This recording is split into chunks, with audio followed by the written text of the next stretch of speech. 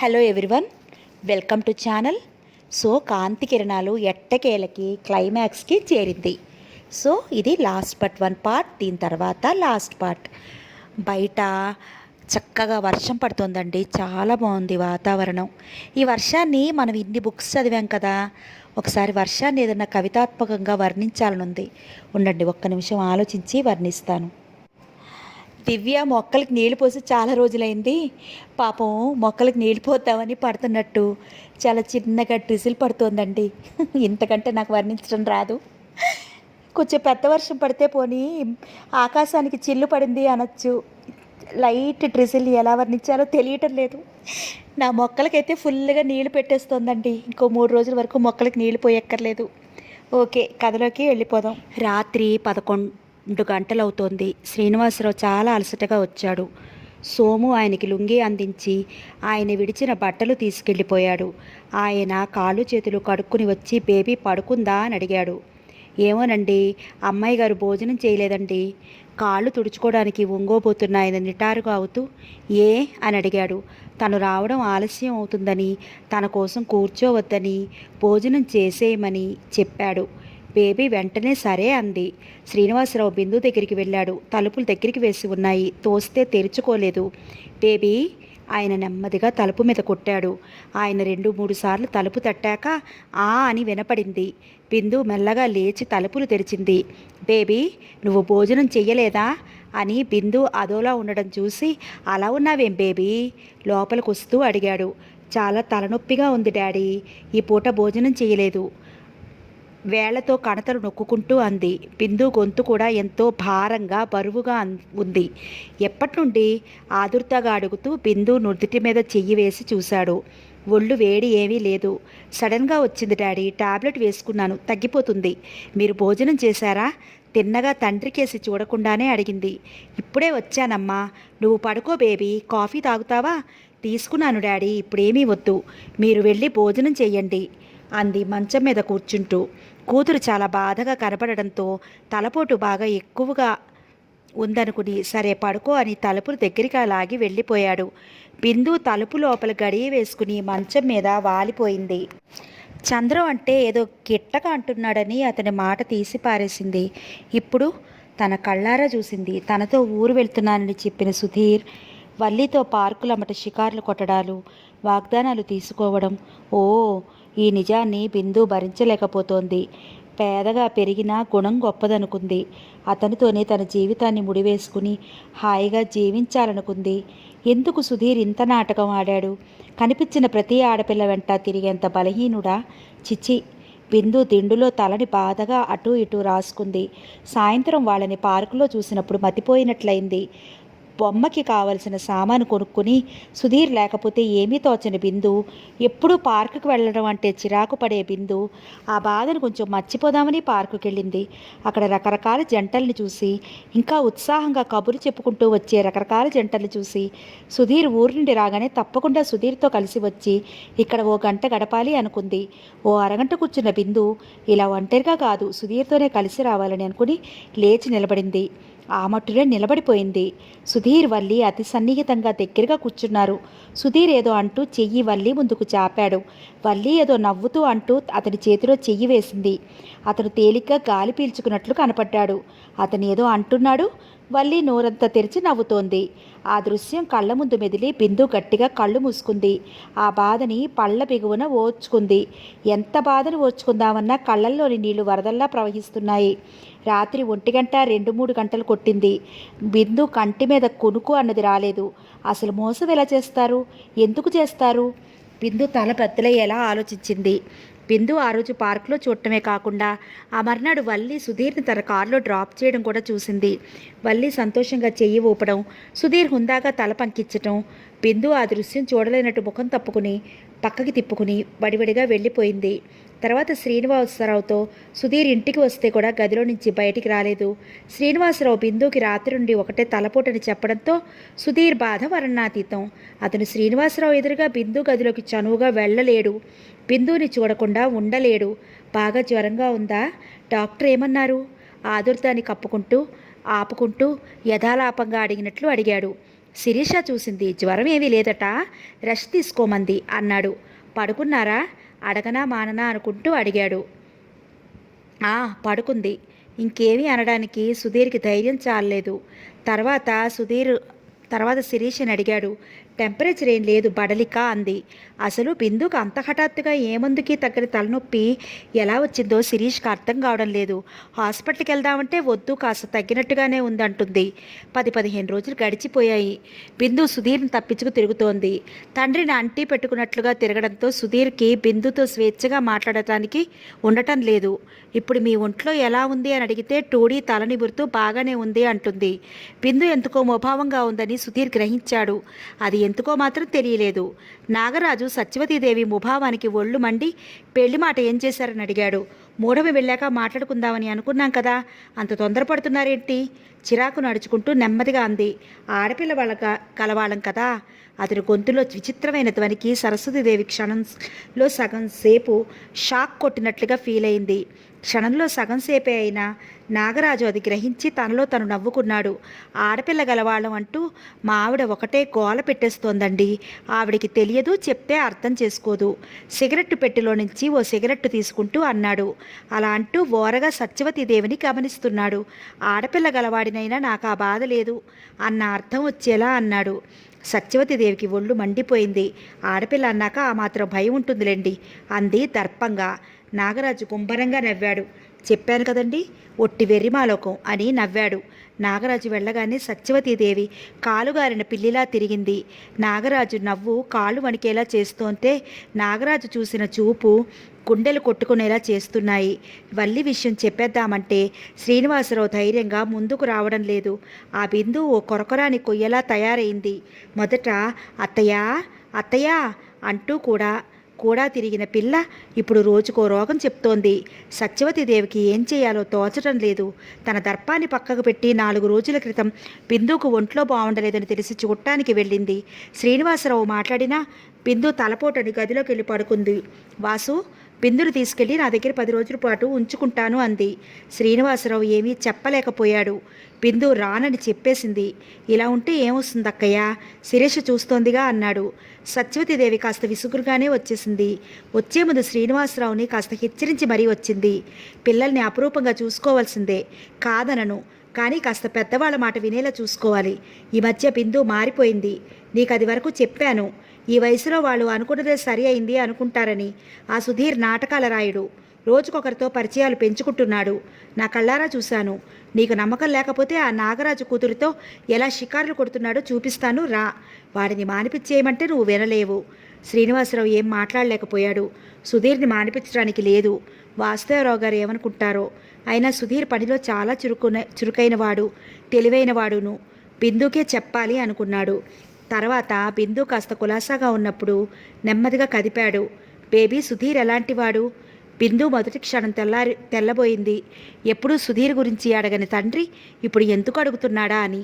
కానీ వెంటనే తేరుకుని మామూలుగా అంది. నాకేం తెలుస్తుంది డాడీ, అతని పనితనం అది మీకు తెలియాలి. బిందు అలా అంటున్నప్పుడు కూతురి ముఖంలోకి చూశాడు. చాలా మామూలుగా ఉంది. సుధీర్ మాట ఎత్తితే అది వరకు కులాసాగా మాట్లాడే కూతురు ఇప్పుడు ఆ సంతోషం ఏం కనపడకపోయేసరికి తేలిగ్గా గాలి పీల్చుకున్నాడు. బేబీకి అన్నీ తెలుసు. మంచి చెడ్డలు పూర్వాపరాలు ఆలోచించకుండా తొందరపడి ఏ పని చెయ్యదు. సుధీర్ ప్రవర్తన గ్రహించిందో లేక తను ఊహించింది పొరపాటు అయి ఉంటుంది అనుకున్నాడు. ఇప్పుడు ఆయన మనసు చాలా తేలిగ్గా అయింది. బేబీ, నీ వివాహం చేసేయాలని ఉందమ్మా అని క్షణం ఆగి అన్నాడు. బేబీ, అత్తయ్య పెద్దది, పూర్వకాలం మనిషి, బావ అమాయకుడు. నువ్వు ఆలోచించుకుని నీ అభిప్రాయం చెప్తే ఆ నాగరాజు వాళ్ళ అమ్మాయిని చంద్రానికి చేసుకోమని చాలా ఒత్తిడి చేస్తున్నాడట. బిందు తల ఎత్తి తండ్రి ముఖంలోకి చూసింది. అత్తయ్య తన భార్యని కూతుర్ని అలా దూషించినా డాడీకేమీ బాధ అనిపించలేదా? పెద్దతనం, కావలసిన వాళ్ళు అంటూ వాళ్ళన్న మాటలు దురపరించుకు తిరగాల. ఏమిటి డాడీ అభిప్రాయం? కూతురి మనసులోని భావాలు ఆ కళ్ళల్లో క్షుణ్ణంగా చదివాడు శ్రీనివాసరావు. బిందుకి నచ్చ చెప్తున్నట్లుగా అన్నాడు. బేబీ, అత్తయ్య మిమ్మల్ని అన్న మాటలకి నాకు బాధ లేదనుకోకు. మీ మమ్మీ తరఫున వాళ్ళు ఎవ్వరూ లేరు. నా తరఫున అత్తయ్య ఒక్కర్తే. నేను ఎంతకాలం ఉంటాను? మాట అనుకున్నా కావలసిన వాళ్ళు కాకుండా పోరు. అందులోనూ చంద్రం చాలా అమాయకుడు కాదు డాడీ, ఈర్ష్యాపరుడు. ఒక స్వంత ఆలోచన లేని అమ్మచాటు బిడ్డ ఈరోజు బిందును పెళ్లి చేసుకో అంటే ఎలా సరే అన్నాడో, అత్తయ్యకి కోపం వస్తే బిందును వదిలే అంటే కూడా సరే అనేస్తాడు. నాగరాజు వాళ్ళు మొదటి నుండి తెలిసిన వాళ్ళు. వాళ్ళ అమ్మాయిని చేసుకోమనండి డాడీ. బేబీ, నాకు ఇష్టం లేని పెళ్లి చేస్తారా డాడీ? తండ్రి ముఖంలోకి బాధగా చూసింది. చెయ్యనమ్మా, అలా ఎప్పుడూ చెయ్యను, ఆ విషయం మర్చిపో అన్నాడు. తర్వాత శ్రీనివాసరావు చాలాసేపు ఆలోచిస్తూ ఉండిపోయాడు. శ్రీనివాసరావు ఇక్కడికి వచ్చాక అక్కగారిలో మార్పుడే గ్రహించాడు కానీ చంద్రాన్ని అంత లోతుగా గమనించలేదు. మామయ్య అంటూ రావడం, బిందు గురించి కుతూహలంగా మాట్లాడటమే తెలుసు ఆయనకి. ఇప్పుడు కాదంటే అక్కయ్యకి చాలా కోపం వస్తుంది. ఇప్పటికే కోపం వచ్చింది. అక్కయ్య ఏమన్నా సర్దుకుంటాడు కానీ బేబీకి ఇష్టం లేని పెళ్ళి చెయ్యలేడు. ఏం జరగాలని ఉందో జరగని. బాధగా కళ్ళు మూసుకున్నాడు. అక్కయ్య పూర్తిగా మారలేదా? బిందు కోసమే అలా నటించిందా? తను అనుకున్నది జరగకపోతే అదివరకులాగానే మండిపట్టం మానలేదా? వచ్చిన కొత్తల్లో అంత అభిమానంగా ఆప్యాయంగా మాట్లాడింది. ఆయనకి ఎంత ఆలోచించినా అర్థం కాలేదు. హుషారుగా ఉన్నప్పుడు రోజులు ఎంత చకచకా జరిగిపోతాయో, దిగులుగా ఉన్నప్పుడు రోజులు అంత భారంగా జరుగుతాయి. సత్యవతీదేవి శ్రీనివాసరావు అమాయకత్వాన్ని, నెమ్మదితనాన్ని ఆసరా చేసుకుని ప్లేటు ఫిరాయించింది.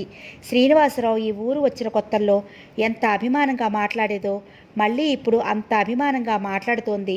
అక్కయ్యకి ఏదో చిరాకు కలిగి ఉంటుంది అంతే. శ్రీనివాసరావు అలా అనుకునేలా చేసింది. శ్రీనివాసరావుకి ఇప్పుడు ఈ ఊరు వచ్చిన రోజంతా ఆనందంగా సంతోషంగా ఉంది. బిందు ముభావాన్ని సత్యవతీదేవి పట్టించుకోవడం లేదు. బిందు ముభావానికి శ్రీనివాసరావే బాధపడి కూతురుతో మెల్లగా అన్నాడు. బేబీ, మన ఇంటికి ఎవరు వచ్చినా ఆదరంగా మాట్లాడాలమ్మా.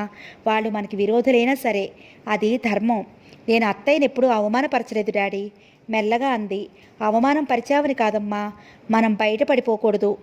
సరే డాడీ అంది తండ్రి మనసు నొప్పించడం ఇష్టం లేక. చంద్రం తల్లి చెప్పినట్టు బుద్ధిగా వచ్చి మేనమామతో బిందుతో 4 కబుర్లు చెప్పి అర్జెంటు పని ఉన్నవాడిలా వెళ్ళిపోతున్నాడు. బిందుకి మేనత్తలో హఠాత్తుగా కలిగిన ఈ అభిమానానికి అంతరార్థం ఏమిటో బొత్తిగా అర్థం కావడం లేదు. సుధీర్కి బిందుతో మాట్లాడదామంటే బిందు ఒంటరిగా దొరకడం లేదు. ఎప్పుడూ ఎవరో ఒకరు ఉంటూనే ఉన్నారు. 4 రోజులు ఊరు వెళ్తానని వెళ్ళిన సుధీర్ ఆపూటే వచ్చాడు. అతడు తిన్నగా శ్రీనివాసరావు ఇంటికి వచ్చాడు. అతని అదృష్టమో ఏమో కానీ ఇంట్లో బిందు, వంట మనిషి తప్ప ఎవ్వరూ లేరు. వంట మనిషి ఆ రాత్రికి ఎవరో డిన్నర్కి వస్తున్నారని చెప్పడంతో వంటగదిలో చాలా హడావుడిగా ఉంది. బిందు హాల్లో కూర్చుని అన్యమనస్కంగా ఇంగ్లీష్ మ్యాగజైన్ పేజీలు తిప్పుతోంది. టూడీ బిందు కాళ్ళ దగ్గర కూర్చుంది. పరధ్యానంగా కూర్చున్న బిందుని పరిశీలనగా చూశాడు సుధీర్. బిందు చాలా దిగులుగా ఏదో పోగొట్టుకున్నట్లు కనపడింది. గలగల నవ్వుతూ నలుగురిని నవ్విస్తూ చలాకీగా తిరిగే బిందు ఎలా ఇంతకైపోయింది? బిందు, అతను ముందుకు కదులుతూ ఎంతో అభిమానంగా నడిచాడు. పరాగ్గా ఉన్న బిందు విలుక్కుపడింది. బిందు తల ఎత్తేసరికి సురేష్ దగ్గరగా అడుగు దూరంలో నిలబడి ఉన్నాడు. సుధీర్ దగ్గరగా అడుగు దూరంలో నిలబడ్డాడు. టూడీ తోక ఆడిస్తూ లేచి నిలబడింది. బిందు లేచి నిలబడింది. మర్యాదకు కూడా అతను కూర్చోమని అనలేకపోయింది. తన కళ్ళతో వల్లీని సుధీర్ని చూడడమే కాకుండా వల్లీ నోటి వెంట సుధీర్ గురించి వింది. సుధీర్ గురించి వల్లీ చెప్తున్నప్పుడు ఆ కళ్ళల్లో అతని పట్ల ఆరాధనాభావం చూసి తట్టుకోలేకపోయింది. బిందు, నాతో మాట్లాడవా? బిందు ముభావంగా ఉండడం చూసి అడిగాడు. బిందుని అలా చూస్తుంటే అతనికి చాలా బాధగా ఉంది. నేను మాట్లాడకపోతే ఏమైంది? ముఖం ఇటు తిప్పకుండానే అంది. బిందు, అతనికి ఏదీ అర్థం కాలేదు. నువ్వు మాట్లాడకపోతే నాకేమీ కాదా? నాకు బాధ లేకపోతే ఎందుకు అడుగుతాను? అతను బిందు ముఖం తన వైపు తిప్పుకోబోయాడు. ఇది గ్రహించిన బిందు చప్పున వెనక్కి 2 అడుగులు వేసింది. కొంతమందికి అదో హ్యాబిట్. చాలా నిర్లక్ష్యంగా అంది. బిందు, అసలు కోపం ఎందుకు వచ్చిందో చెప్పు. బిందు, అసలు కోపం ఎందుకు వచ్చిందో చెప్పు. ఎన్నిసార్లు మాట్లాడించినా తప్పించుకు తిరుగుతున్నావు. నేనేం చేశాను? నువ్వు చెప్పకపోతే ఎలా తెలుస్తుంది? మీకు తెలియాలని ఏముంది? అసలు ఎందుకు తెలియపరచాలి?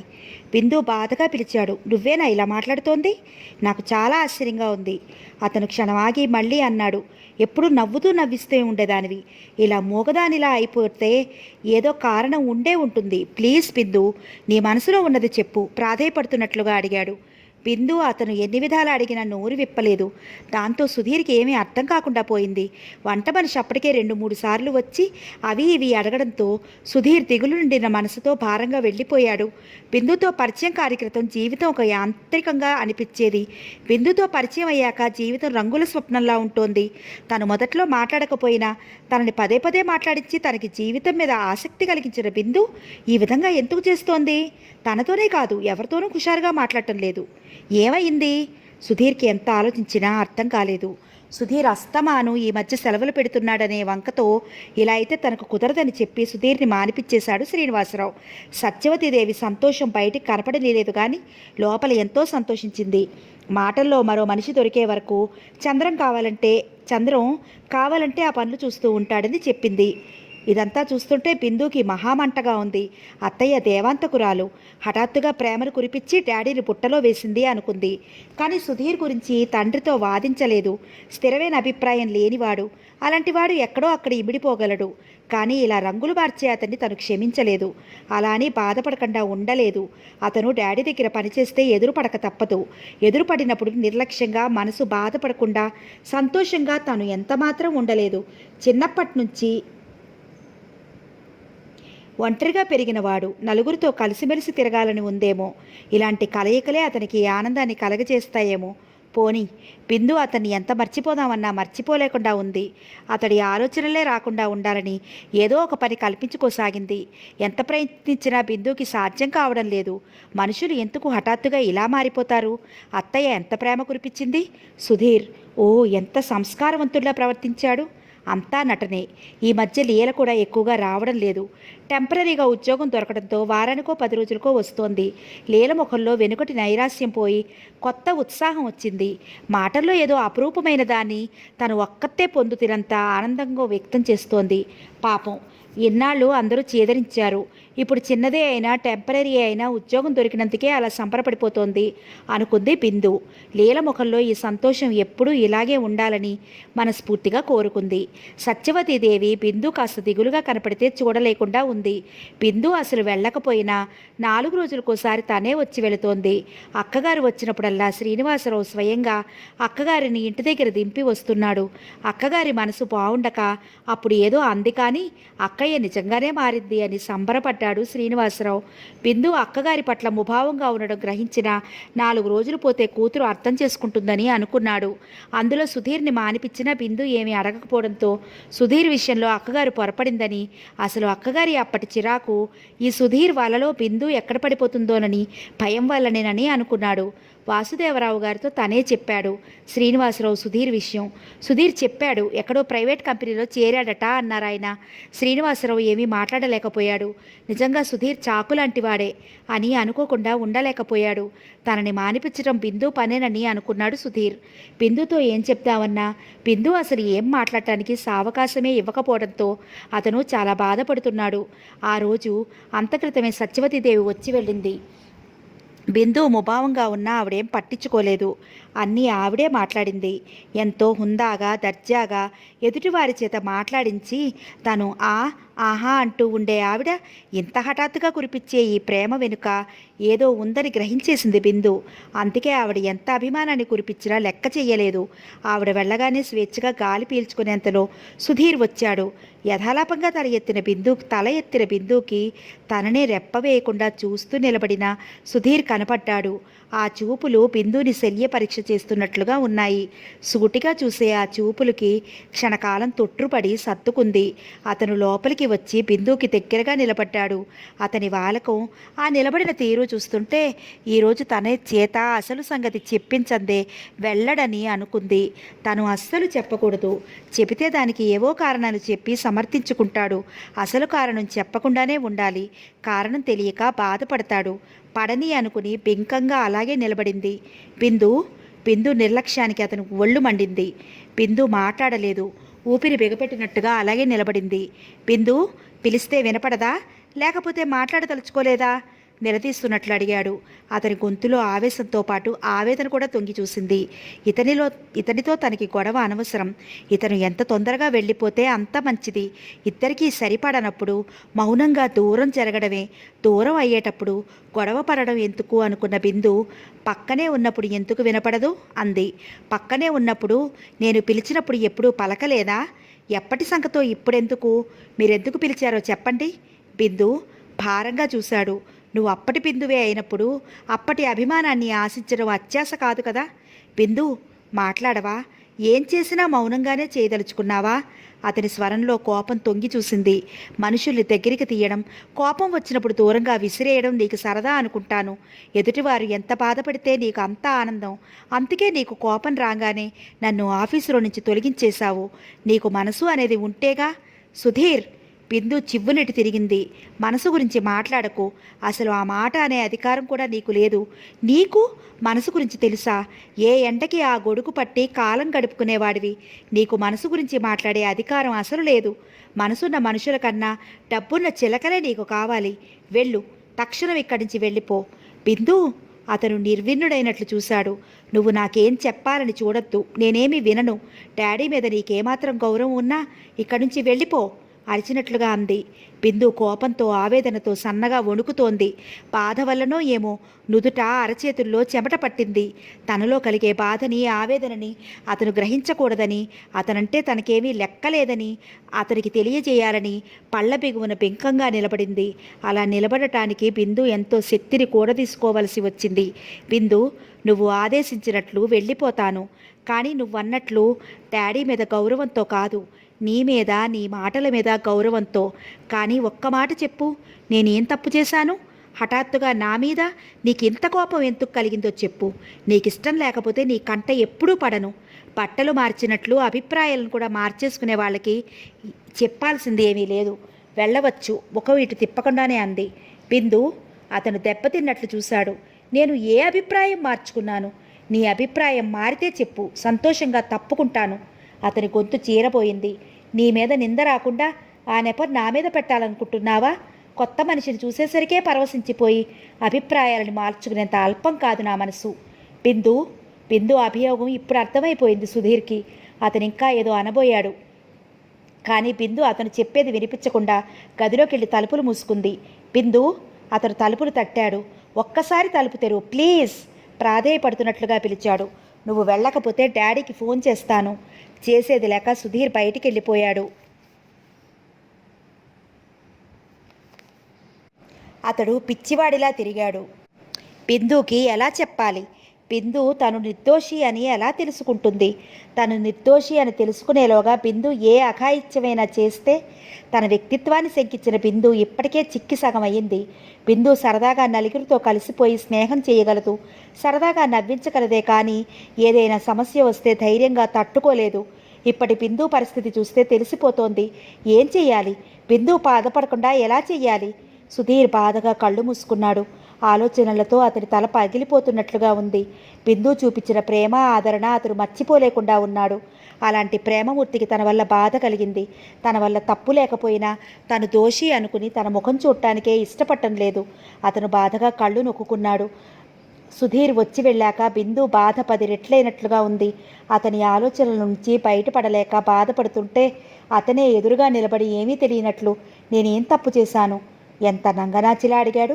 ప్రతిసారి ఊరు వెళ్లే పనులు ఇవన్నమాట. చిచి, చదువుకుంటేయే సంస్కారం లేనప్పుడు. దుఃఖంతో తిండిలో తలదూచుకుంది. ఎవరో తలుపు కొట్టారు. మొదట బిందు గమనించలేదు. అమ్మాయి గారు, రాజమ్మ పిలుస్తోంది. బిందు లేచి కూర్చుంటూ ఏమిటి విసుగ్గా అంది. ఎవరో వచ్చారమ్మా. ఎవరు? సుధీర్ అయితే రాజమ్మ అలా చెప్పదు అనుకుని లేచి నిలబడింది. అద్దంలో ముఖం చూసుకుంది. కళ్ళు ఎర్రగా ఉప్పి ఉన్నాయి. జుట్టు రేగిపోయింది. బిందు గోళ్లతో జుట్టు సరిచేసుకుని ముఖం ఓసారి టవల్తో తుడుచుకుంది. బిందు తలుపులు తెరిచేసరికి పడుకున్నావేమిటే అమ్మాయి అంటూ గంగమ్మ గారు వచ్చింది. ఆవిడని చూసి తెల్లబోయింది. ఆవిడ బిందుతో 4-5 సార్లు మీ ఇంటికి రావాలని ఉందే అమ్మాయి అంది శిరీష. బిందు మొహమాట పడి తీసుకెళ్ళామంటే ఆవిడ వేసే యక్ష ప్రశ్నలకి నువ్వు అసలు జవాబు చెప్పలేవు, అందుకని మౌనంగా ఉండిపో అంది.